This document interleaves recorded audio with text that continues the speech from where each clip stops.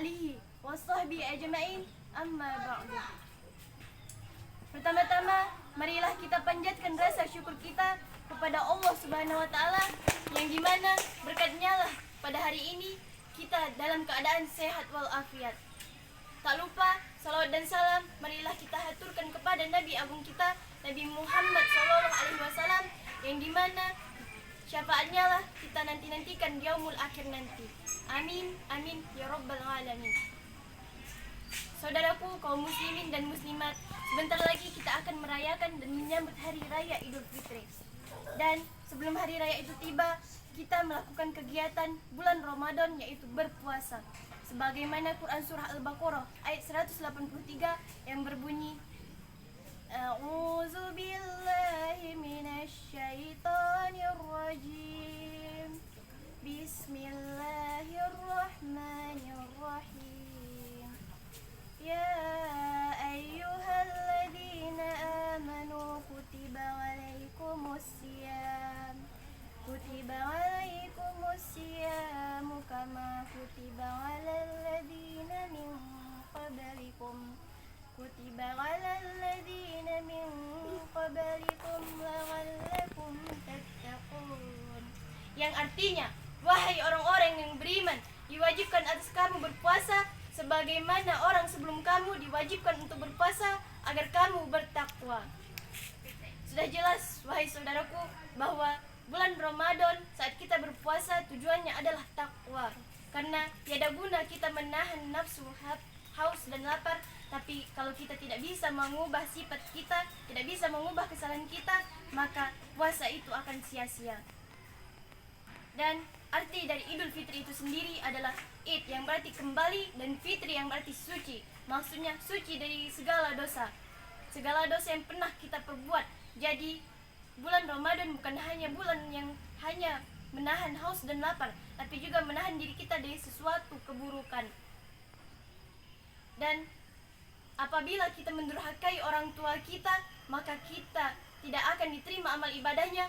Seperti jika kita melawan orang tua kita, maka amal ibadah kita tidak akan diterima oleh Allah Subhanahu wa taala. Karena pada suatu hari Nabi saat ingin berkhotbah, para sahabatnya mendengar Nabi baru diterima oleh Allah Subhanahu wa taala. Tapi jika kau masih mempunyai kesalahan kepada orang lain, segeralah meminta maaf. Dan jika orang lain tidak ingin memaafkanmu, maka itu bukan urusan kita lagi, karena kita sudah berniat dan untuk meminta maaf kepadanya, karena kita sudah berniat di dalam hati kita. Dan urusan dimaafkan atau tidaknya itu sudah urusan orang lain dan Allah.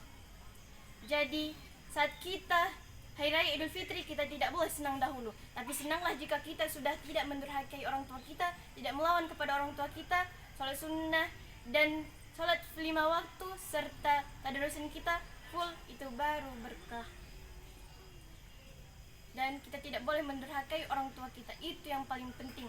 Karena tiada guna engkau sholat tarawih full, sholat tahajud full, tadarusan full, Al-Quran engkau hafal, tapi kau masih mempunyai kesalahan kepada orang lain, maka kau harus meminta maaf kepadanya, karena amal ibadahmu tidak akan pernah diterima oleh Allah kalau engkau masih mempunyai kesalahan kepada orang lain.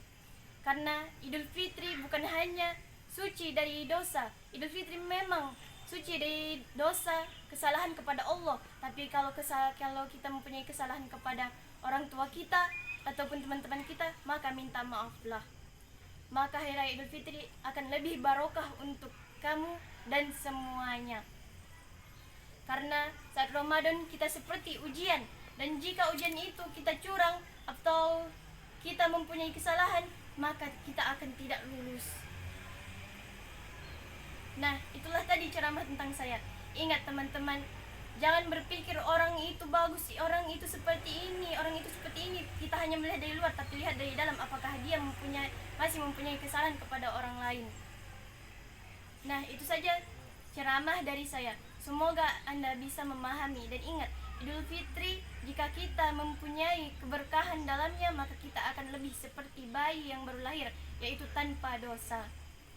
Baiklah, itulah tadi ceramah dari saya. Semoga yang lain bisa memahami lagi dan lebih mengerti lagi apa itu Hari Raya Idul Fitri. bukan sekedar hanya membeli baju baru, bukan sekedar hanya memperbanyak kue-kue, bukan sekedar hanya memberi uang kepada anak-anak saat mereka melencer. Baiklah, itu saja ceramah tentang saya tentang Hari Raya Idul Fitri, dan semoga bisa menjadi pelajaran. Baik, saya akhiri dengan baiklah, Burung Irian, Burung Cendrawasih, cukup sekian dan terima kasih. Mohon maaf apabila ada kesalahan dalam bertutur kata saya. Saya akhiri dengan wabillahi taufiq wal hidayah. Wassalamualaikum warahmatullahi wabarakatuh.